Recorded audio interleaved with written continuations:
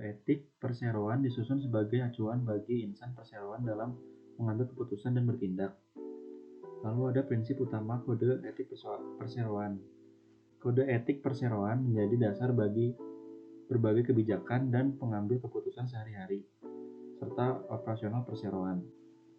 Prinsip-prinsip utama dalam kode etik perseroan adalah: yang pertama, profesional; yang kedua, integritas; yang ketiga, tim yang unggul; yang keempat, pelayanan prima; dan yang kelima, kepedulian sosial. Selanjutnya ada kerangka nilai dan standar etika. Prinsip-prinsip yang harus diterapkan oleh insan perseroan dalam melaksanakan pekerjaan sehari-hari yaitu: yang pertama, semua keputusan dan tindakan harus mematuhi hukum, peraturan perundang-undangan yang berlaku. Kedua, setiap insan perseroan adalah manusia yang jujur, terpercaya, dan dalam segala tindakan dan hubungan untuk dan atas nama perseroan. Yang ketiga, situasi di mana kepentingan pribadi dan kepentingan perseroan atau nasabahnya berpotensi memiliki pertentangan harus dihindari. Yang keempat, martabat manusia senantiasa dihargai dalam berbagai hubungan antara insan perseroan dengan pihak lain. Yang kelima, komunikasi yang jujur dan akurat merupakan ciri insan perseroan. Yang keenam, kerahasiaan ditetapkan pada hal dan proporsi yang sepatutnya. Yang ketujuh, kode etik diakui, dihargai, dan diterapkan oleh segenap insan perseroan. Dan yang kedelapan, penyimpangan terhadap kode etik perseroan dapat dikenakan tindakan indisipliner, pemutusan hubungan kerja, serta tindakan hukum sesuai ketentuan yang berlaku. Lalu ada kerahasiaan informasi. Perseroan itu memiliki 3 tingkatan informasi. Yang pertama, internal perseroan, dapat dilakukan oleh seluruh insan perseroan. Yang kedua, rahasia, hanya dapat diperoleh oleh internal, audit, dan atau direksi dan dewan komisaris. Yang ketiga, sangat rahasia, yaitu hanya dapat diperoleh oleh pribadi yang menjadi tertuju dari informasi. Internal audit, direksi, dan dewan komisaris. Selanjutnya ada insan perseroan. Insan perseroan memiliki kesempatan yang sama. Perseroan senantiasa mengusahakan tindakan positif untuk memastikan kesempatan yang sama bagi insan perseroan di lingkungan kerja yang bebas dari segala bentuk diskriminasi. Selanjutnya ada tanggung jawab insan perseroan. Tanggung jawab utama insan perseroan adalah mendukung upaya pencapaian sasaran bisnis perseroan dengan cara menjalankan tugas dan tanggung jawabnya dengan integritas tinggi dan kejujuran.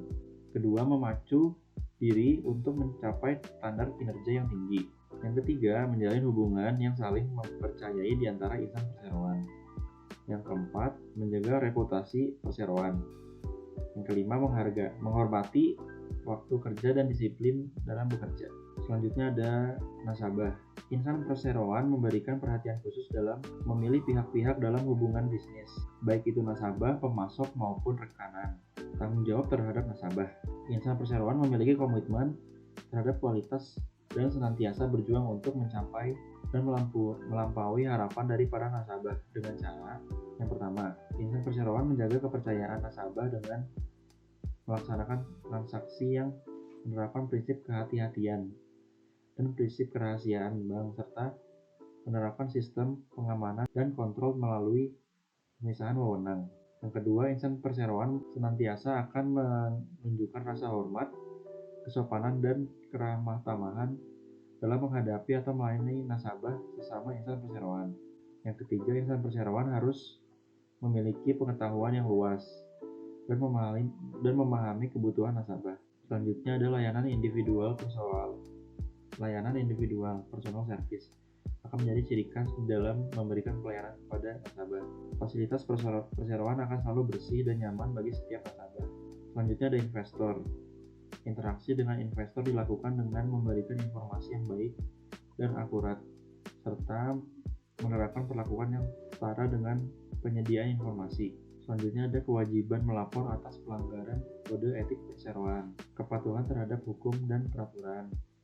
Yang kedua, pelaporan penyimpangan kode etik. Yang ketiga, perlindungan terhadap pelapor. Selanjutnya ada kode etik yang berhubungan dengan vendor dan User internal, hubungan dengan vendor. Setiap perseroan dalam melaksanakan tugasnya tetap harus menjaga nama baik reputasi perseroan. Yang kedua, harus menghindari situasi-situasi di mana pelaku vendor dapat memberikan keuntungan pribadi atau menimbulkan kerugian bagi perseroan. Yang ketiga, harus menjaga kerahasiaan informasi perseroan maupun vendor yang dapat dalam menjalankan tugasnya tidak memanfaatkan untuk kepentingan pribadi. Tidak boleh mengambil keuntungan atas kesalahan vendor.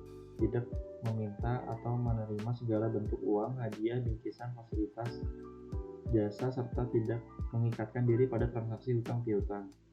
Wajib mengembalikan semua pemberian dalam bentuk uang, hadiah, bingkisan, atau fasilitas jasa sesuai ketentuan yang berlaku. Selalu mencegah adanya benturan kepentingan dalam berhubungan dengan vendor. Selanjutnya ada hubungan dengan user internal perseroan. Pertama, memperlakukan semua user dengan adil pada semua aspek dan tidak membeda-bedakan. Yang kedua, menindaklanjuti secara adil dan berdasarkan prioritas kebutuhan peluang pengambilan yang terdeteksi oleh unit kerja yang berwenang maupun melalui permohonan user. Yang ketiga, menjaga hubungan baik dengan semua user. Yang keempat, menjaga kelengkapan dan kerapian dokumen yang diserahkan dari unit kerja atau pihak lain. Yang kelima, menjaga kerahasiaan dokumen yang disirkulasikan. Lalu ada etika profesi. Pertama, menjalankan tugas, pengembangan dan administrasi sesuai dengan tujuan perseroan dan misi perseroan, yaitu bertanggung jawab dan profesional serta mengutamakan kepentingan perseroan dalam melaksanakan fungsi pengambilan dan administrasi. Yang kedua, memberikan kontribusi yang inovatif dalam pengembangan konsep sistem maupun metodologi yang berkaitan dengan proyek-proyek perseroan. Lalu yang terakhir ada etika pribadi. Satu, selalu mengembangkan diri untuk meningkatkan kompetensi.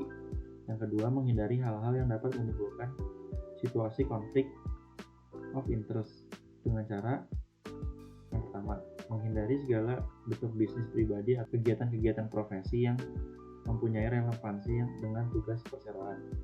Yang kedua, menghindari diri dari mencalonkan atau merekomendasikan kerabat relasi untuk menjadi vendor. Bertanggung jawab untuk bertindak secara profesional dan menerapkan etika dan nilai-nilai pribadi yang baik. Jujur, bertanggung jawab, teliti, serta cermat. Terima kasih.